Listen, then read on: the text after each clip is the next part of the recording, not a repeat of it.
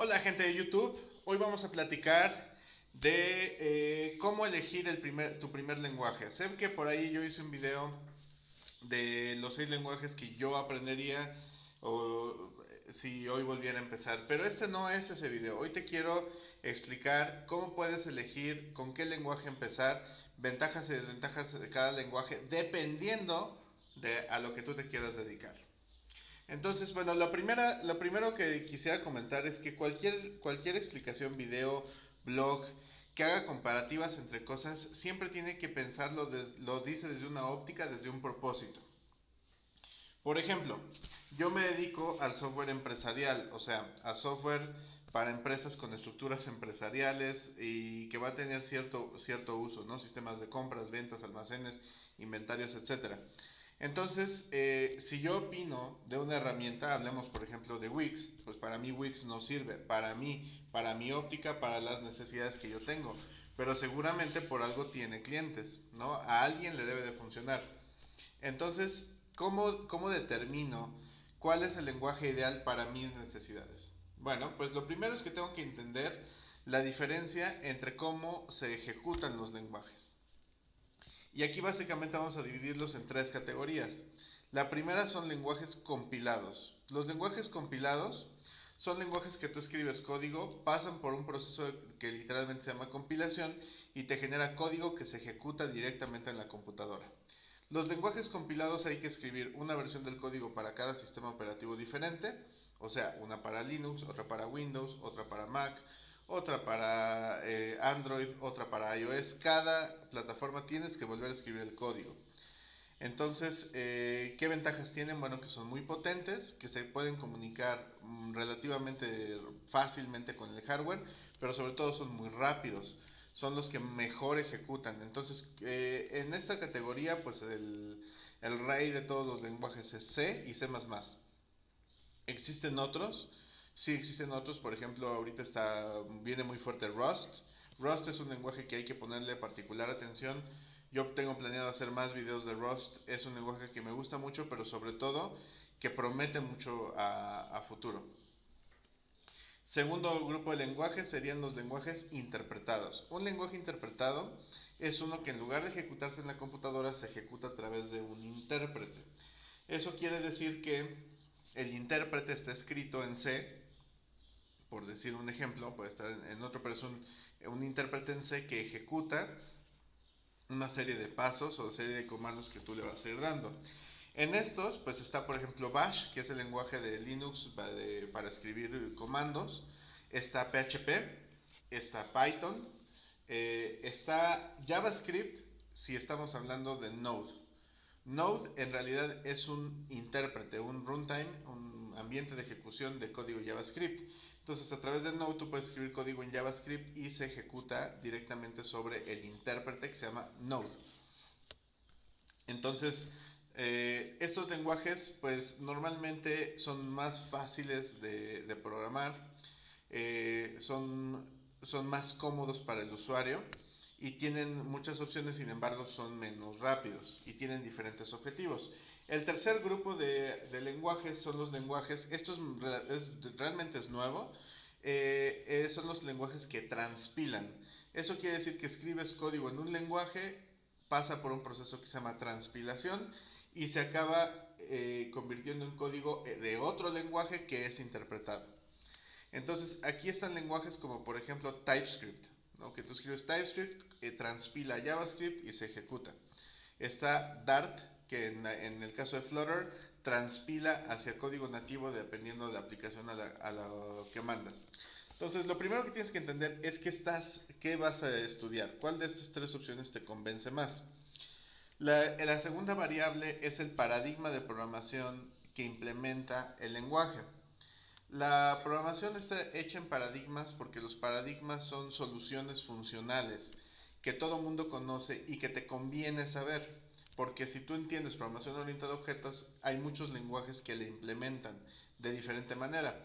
Entonces tienes que entender que no todos los lenguajes implementan todos los paradigmas. Por ejemplo, el lenguaje C no implementa programación orientada a objetos, pero C++ sí implementa programación orientada a objetos. Con diferentes características, sí. Java implementa programación orientada a objetos y es un lenguaje que compila a código intermedio, que ese es un caso único. Solamente Java compila a un código que no ejecuta la máquina, sino que ejecuta la máquina virtual. Entonces, Java es un caso especial, no está ni en los compilados ni en los interpretados, está en medio. Se desempeña muy bien. Y lo tercero, ya vimos dos variables, el tipo de lenguaje, la que implementa. La tercera variable es en qué ambiente se utilizan. Si tú aprendes, por ejemplo, dices, yo quiero aprender a hacer backend, entonces voy a estudiar Node. Si tú estudias Node, vas a tener un límite en cuanto a lo que ese ambiente de ejecución puede hacer. ¿Por qué los bancos no tienen sus backends en Node? Bueno, pues porque Node tiene limitaciones de estabilidad y de desempeño. Un banco seguramente tiene sus backends o sus códigos en Java o en .NET, que son lenguajes o ambientes de ejecución que son más robustos. Ahora, si lo único que quieres es hacer páginas web, entonces pues sí te conviene probablemente Node con Angular o Node con React. Entonces ya llevamos tres variables. Cuarta variable es la actualidad. Cuando estudies un lenguaje, fíjate que sea un lenguaje que tenga mantenimiento, que sea un lenguaje vigente y que asegúrate que lo que tú estás aprendiendo es la versión vigente del lenguaje. Si tú, por ejemplo, el día de hoy empiezas a estudiar Java y decides estudiar Java 2 Enterprise Edition, entonces es muy complejo comparado con los más modernos y vas a acabar renunciando a eso. Lo mismo si estudias un JavaScript del año 2000, entonces ahorita JavaScript ya es muy diferente. Lo que va a pasar es que vas a acabar odiando a JavaScript y no te va a gustar. Entonces asegúrate de que la fuente de la que estás aprendiendo pues sea moderna. Y la última variable es hacer la combinación de todos los elementos que necesitas para hacer lo que quieres hacer.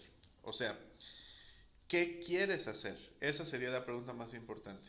Y no, aquí te voy a dar un consejo. No pienses en dónde hay más trabajo, en dónde me pueden contratar. Si tú haces lo que te gusta, vas a encontrar trabajo y vas a encontrar un buen trabajo o vas a poder emprender. Entonces, si dices, a mí me gustaría trabajar en inteligencia artificial.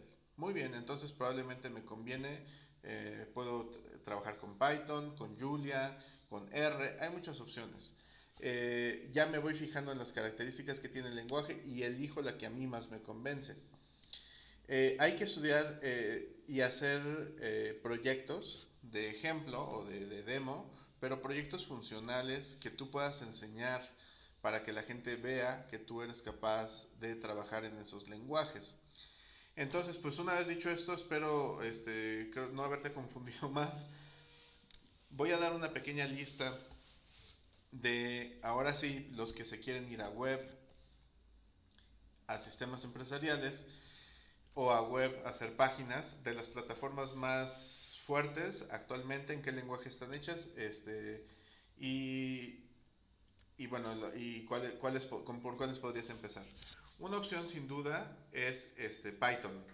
Python es un lenguaje que es fácil de aprender relativamente, es muy potente y tiene muy buenos frameworks. Recomendaría, si vas por Python, que aprendas Django, D-J-A-N-G-O, Django. Hay mucha comunidad, mucha documentación, es robusto, es potente, aunque no es el más rápido del mundo, pero es muy buena, sería una muy buena primera opción. Otro camino es que te vayas por JavaScript, entonces hay que ir por Node. Puedes trabajarlo en JavaScript nativo o en TypeScript, dependiendo si te gusta o no la programación orientada a objetos. Si te gusta mucho la orientada a objetos, entonces yo recomendaría TypeScript, y si no, vámonos por JavaScript. Y te gusta la programación orientada a objetos, es que entiendes programación orientada a objetos, diseño orientado a objetos y patrones de diseño. Después, si quieren, hablamos de eso.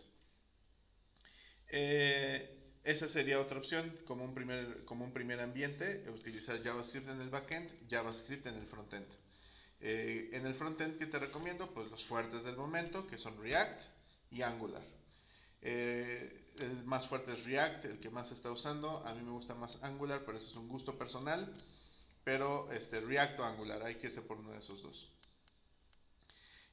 Otra opción sería irnos por la parte de software más a nivel industrial empresarial, que sería Java, y aquí sin duda el rey en este momento es Spring Boot y el frontend con Angular. Eh, es un ambiente en donde hay muchas alternativas, es muy potente y es muy gustado. Ahorita tiene muchísima fuerza. Otra alternativa es .NET. Y está ahorita .NET Core, que abrió a los desarrolladores Linux la posibilidad de trabajar en .NET con C Sharp, que es un lenguaje que chulada de pan bimbo. Me encanta C Sharp, es muy bueno. Entonces esta es otra opción que además te abre las puertas para software bancario. En los bancos se trabaja con .NET. En gobierno, en muchos lugares se trabaja con .NET y actualmente ya Linux está jugando adentro de .NET. Para el frontend, pues puedes usar Angular, puedes usar React. Normalmente, si trabajas con .NET, se usa Angular, pero no está peleado con hacer tu frontend con React.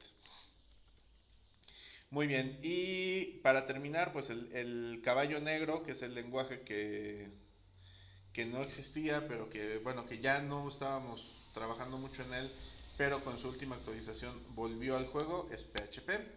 Y aquí yo te recomendaría Laravel, que es un muy buen framework. Hay otros ambientes más modernos, está Go.